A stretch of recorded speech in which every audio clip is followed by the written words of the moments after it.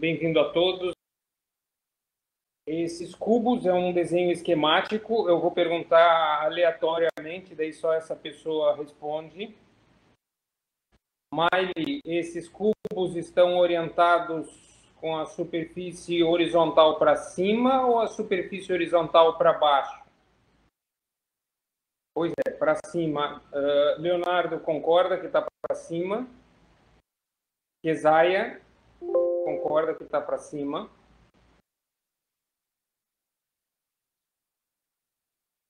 Agora, Kesaia, Miley e Leonardo. O Leonardo tenta imaginar ele orientado para cima.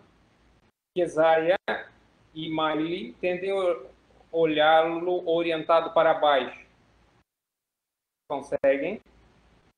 Perfeito. Como na verdade não tem cubo aqui. O cubo está só na imaginação de vocês.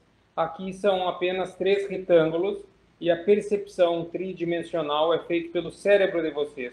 O olho de vocês não está vendo nenhum cubo. É só o cérebro de vocês que está convertendo. Então, o fenômeno visual ocupa 30% do cérebro. 30% do cérebro quer dizer que não só áreas diretamente correlacionadas com o cérebro, mas também áreas indiretamente relacionadas com o cérebro vão trabalhar para fazer esse funcionamento. Na primeira aula de hoje, a gente falará das áreas envolvidas com o olho. Na segunda aula do cérebro, vias visuais, área visual primária e área visual secundária. Então, vejam aqui, ó, nessa onda eletromagnética que vai desde os microwaves, né, ondas de rádio, microondas, infravermelho, a área visível da visão. Depois a onda começa a ficar com períodos mais curtos, aumentando a sua frequência, aumentando a sua intensidade até o raio gama. Percebam, então, que de todo o espectro eletromagnético, da energia eletromagnética, uma pequena fração é visível. A maioria das informações que chegam no nosso cérebro chegam através da visão, exceto, claro, os cérebros. Mas observem que esse espectro eletromagnético, o que a gente está vendo do mundo é uma pequena área do espectro eletromagnético. Aqui, novamente, então, ondas muito intensas, não visíveis ao olho, né, ao espectro visível, e ondas pouco intensas até as ondas de rádio, que chegam a ter um período de 1 quilômetro. Então, a luz é uma radiação eletromagnética e a área visível do olho que vai de 400 nanômetros até 700 nanômetros apenas. Dentre esse espectro visível, que é um espectro, o mais fácil seria a gente explicar em escalas de cinza, mas, entretanto, a gente tem alguns pequenos feixes dessa escala eletromagnética que vão converter em cores. Portanto, senhores, as cores é apenas uma percepção do cérebro, porque o espectro eletromagnético não respeita isso. Evolutivamente, isso foi uma vantagem, a gente pegar pequenas faixas eletromagnéticas e categorizar por cores. Vejam como ficaria um tigre se fosse só um espectro de cinza, mas quando ele ressalta o amarelo, facilmente a gente consegue se defender. E essa é uma importância tanto para presas quanto para predadores. A luz que atinge a nossa retina, ela não é a luz direta, ela é uma luz refratada, porque a gente vai ter algumas camadas, né? Então essa luz vai vir diretamente, vai começar a refração na córnea e vai chegar então na retina refratada. A gente vai falar um pouco mais sobre isso. Então aqui um exemplo de luz refratada, acho que todo mundo aprendeu isso no segundo grau para passar no vestibular, né? E aqui um exemplo de luz refratada, né? Então, Chega a luz, ela começa a refração na córnea, depois tem no húmero aquoso outra refração, uma terceira refração no cristalino e uma quarta refração no húmero vítreo. Só então ela vai impactar na retina. Eu faço essa comparação com máquinas fotográficas analógicas, né? Então tem a foto, tem a luz, diversas lentes vão fazer a refração da luz e ela então vai ser projetada no filme, né? Então o filme do olho é retina, é a área fotossensível, é a área que com foto, né, com luz, com espectro eletromagnético, vai ter uma reação. Idealmente, eu desenho isso no quadro e fico mostrando camada por camada. Então, devido à quarentena, a gente não vai poder fazer esse exercício e eu solicito a vocês que peguem esse desenho e desenhem até decorar todas as camadas. Certo? Então, desenhe. Contem aqui, ó, quantos itens tem? 1, 2, 3, 4, 5, 6, 7, 8, 9, 10, 11, 12, 13, 14, 15, 16, 17. Então, desenhem as 17 estruturas para que vocês tenham essa anatomia fixado no HD de vocês, ok? Então, a luz começa a refração aqui na córnea, que é a parte transparente externa do olho, segue no húmero aquoso, refrata novamente no cristalino e ela tem a sua projeção na retina inversa e invertida. Então, desenhe.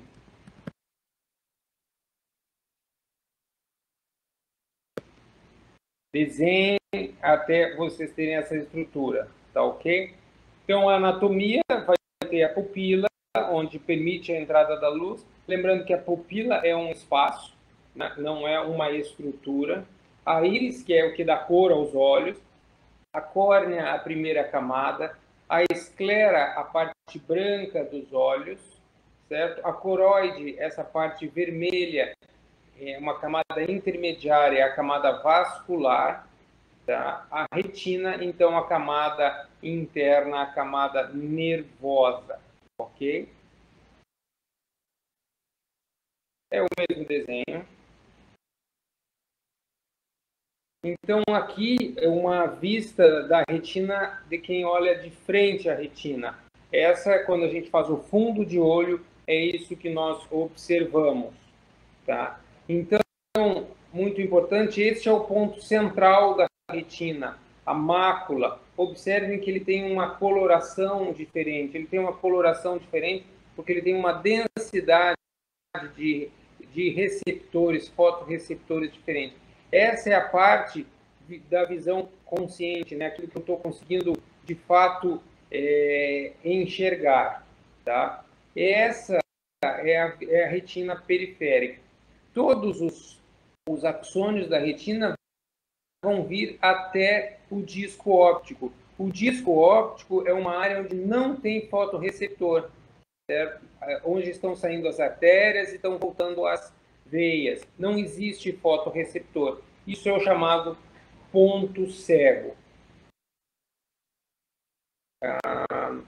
Diferente do ponto cego do trânsito, o ponto cego do trânsito é tudo que eu não consigo enxergar em volta porque o carro faz um obstáculo, né? Então faria o que se chama ponto cego. Não confundir com fisiologia, no qual o ponto cego fica na mácula.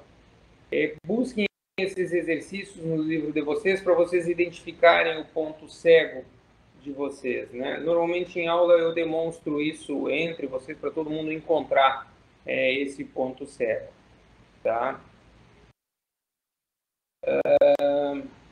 Aqui é o do carro. Bom, o cristalino ele vai ter a função de dar foco ao objeto.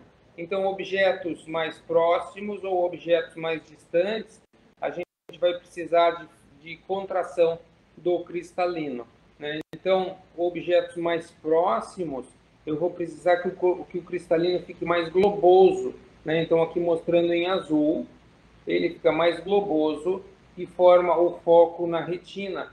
Então, quando tem um objeto à distância, ele não consegue focar porque o cristalino está globoso.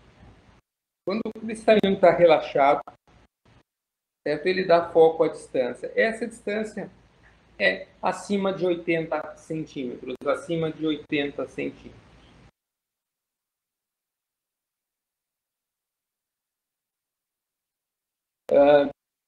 Deficiências na refração da luz, certo? Vão levar os que a gente chama vícios de refração. Então, por exemplo, a pessoa que é míope, ela não consegue fazer o foco fica antes da retina, né? Então, por isso que a pessoa míope só consegue observar muito perto. Então, usa lentes divergentes. A hipermetropia, o foco é formado após, então tem que usar lentes convergentes para que o foco fique na pupila.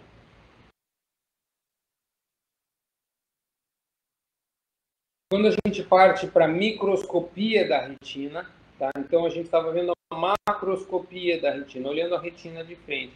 Microscopicamente, a gente vai observar 5 camadas na retina.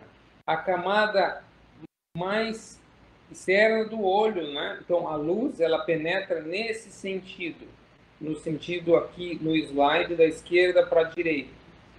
Esse que está representado em vermelho é as células fotorreceptoras, ok? Então, as 5 camadas são células fotorreceptoras. Tem uma camada, a terceira camada, as células bipolares. E a quinta camada, as células ganglionares. Entre as células, os fotorreceptores e as células bipolares, nós vamos encontrar as células horizontais, que aqui nesse slide está em lilás. E entre a camada bipolar e as células ganglionares, a gente vai encontrar as células amácrinas. O sentido da luz vem, então, nesse sentido, na célula fotorreceptora, cônio bastonete, vai ter a transformação de um feixe eletromagnético num impulso nervoso.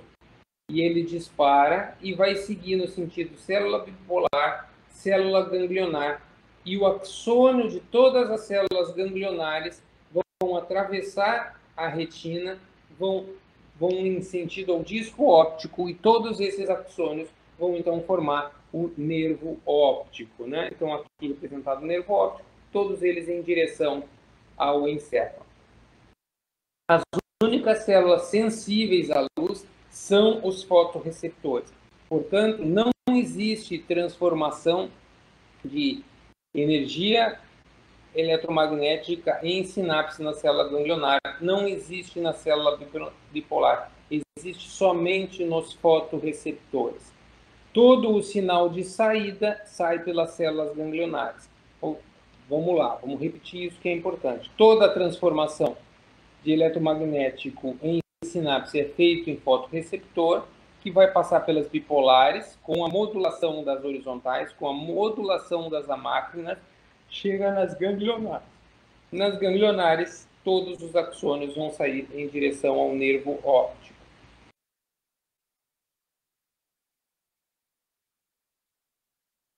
Microscopicamente, então, nós vamos ter 125 milhões de cones e bastonetes. Certo? Então, 125 milhões de fotorreceptores. Células bipolares interneurônios, células ganglionares, o único sinal de saída. Ok? Amácrinas horizontais também são interneurônios. E eles projetam neuritos para inibição lateral. Qual a importância das células amácrinas e horizontais? A inibição lateral. Então, o feixe de luz que chegou, conectou nesse cone, vai mandar para essa célula bipolar aqui representada, a célula bipolar vai mandar para uma célula ganglionar. Só que quando chega nessas horizontais, ela recebe o impulso do cone e manda um impulso inibitório para a vizinha. Manda um inibitório para a vizinha para o quê? Aumentar a acurácia visual. A acurácia visual é como se fossem os pixels de uma televisão. Quanto menor os pontos, para quê? Porque essa luz ela não chegue, não passe para áreas vizinhas, né? Então vai melhorar o contraste visual. Vamos dar alguns exemplos disso. Aqui, por exemplo, vocês conseguem identificar a letra representada por uma seta. Então, aqui ficou muito claro, porque o contraste visual é importante. Aqui a gente já vai precisar de mais papéis das células horizontais e amácnicas, para que façam esse destacamento entre o que é branco e o que é preto, né? Nessa escala de cinzas. Então, aqui a gente quase não observa. Eu, por exemplo, nem observo que a letra está aqui. Aqui eu observo que tem um T, graças às células amáquinas e horizontais.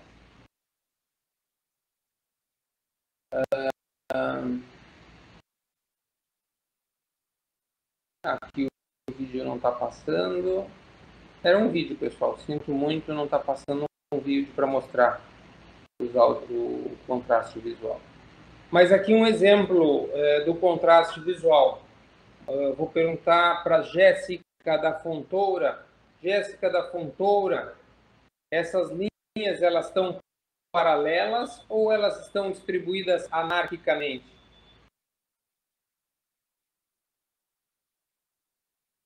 É uma pegadinha, Jéssica, essa frase, né? Mas paralela, talvez porque tu conheça o truque, paralela porque tu acabou de conhecer a função das células amáquinas e horizontais, mas esse é um truque da visão, né, que nos faz essa distorção e faz a gente perder um pouco as proporções, né? Então, um olhar mais rápido, a gente parece que elas não estão paralelas. Isso através da inibição lateral para acentuar o contraste. Diferenças, então, entre cones e bastonetes. O cones são os que vão ver cores, né? Então, vamos fazer uma memorização assim, ó, cones, cor, né? Cones, cor, né? Cones vão ver cor, certo? E os bastonetes vão ver o branco. Tá? Então, os bastonetes veem branco. Bastonetes branco, bastonetes branco, tá? Então, para ver cor, precisa de grande intensidade de luz. Né? Para ver os bastonetes funcionam com pouca intensidade de luz. Então, cuidado, os bastonetes não veem escuros. Né? O bastonete funciona com pouca intensidade de luz, mas precisa de uma mínima intensidade de luz para que seja visto. Né? Então, os cones vê com claro, cores, preto e branco. 3 tipos de cones, né? Concentração deles é baixa, né? Então, em termos de números, nós temos muito mais cones do que bastonetes, só que os cones eles estão localizados na fóvea, enquanto os bastonetes estão mais difusos. Os bastonetes são visão de... Está errado aqui, tá? Não é visão no escuro, é visão com baixa intensidade de luz. Sem luz não tem visão, né? Então é com baixa intensidade de luz. Com baixa intensidade de luz, apenas os bastonetes contribuem para a visão. Eles são 1000 vezes mais sensíveis que a luz. 1000 vezes mais sensíveis do que os bastonetes para a resposta. Já os bastonetes precisam de grande intensidade de luz, né? Tem uma visão em alta resolução, e nós temos os bastonetes que vão responder à luz azul, à luz verde e ao vermelho. Quando a gente chega na transdução, né, dessa forma, então essa forma de troca de energia eletromagnética, para uma energia elétrica, que é como o neurônio utiliza, isso ocorre graças à rodopsina. Então, a rodopsina, quando exposta à luz, vai se decompor em meta-rodopsina 2. que vai ser responsável por alterações elétricas nos bastonetes. Esta vai ativar, então, a transducina, e a transducina vai ativar a molécula de fosfodiesterase. Vai hidroxilar o GMP cíclico e vai ser responsável pela abertura do sódio. Certo? Lembrando que isso é um receptor, né? Ele não é um axônio, não é um interneurônio. Então, a resposta disso vai ser o fechamento desses canais e hiperpolarização do bastonete. Observem, então, que essa célula receptora ela vai mandar sinal por hiperpolarização. É o contrário do que a gente tinha aprendido até então. Tá? Então, vamos repetir esses passos. Rodopsina se transforma em meta-rodopsina 2, que vai agir na transducina, que vai agir na fosfodiesterase, hidroxilar GMP cíclico, que vai provocar uma abertura dos canais, vai manter os canais de sódio aberto e vai hiperpolarizar essa célula. Portanto, o potencial neste receptor ele é hiperpolarizante, pois quando a rodopsina se decompõe, diminui a condutividade da membrana. E esse processamento, então, é o que vai fazer essa transformação de energia eletromagnética em sinal, em sinapse. Tá? Então, algumas características que diferenciam essa célula: o potencial de repouso é de aproximadamente 30 milivolts, o que existe, então, é uma corrente de escuridão, tá?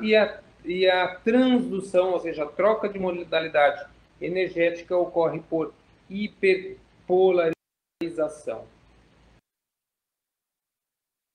A transdução ocorre nas cones e bastonetes. Nenhuma outra célula vai fazer essa transdução ou fototransdução. Né? Esses fotorreceptores são ligados à proteína G, né? E é através desse segundo mensageiro que vão manter os canais de sódio abertos. São sensíveis à luz, e a vitamina A é uma das precursoras da rodopsina. Portanto, pessoas com deficiência de vitamina A apresentam deficiências de visão. Tem 20 vezes mais bastonetes do que cones. Bastonetes são 1000 vezes mais sensíveis à luz. Então, aqui a gente observa, ó, aí esse tracejado são os bastonetes. Então, a gente observa a luz branca em diversas escalas, que vai de mais ou menos a 410 a 580 nanômetros, né? Essa a largura da onda eletromagnética. O azul é o que a gente vê com menos energia. Perdão, com mais energia, né? O azul, ele tem mais energia, de 400 a mais ou menos 530 nanômetros. A gente vai observar a cor azul.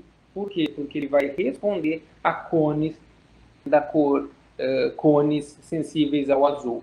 O vermelho é o que tem menos energia, tá? Então vai de 470 até mais ou menos 700.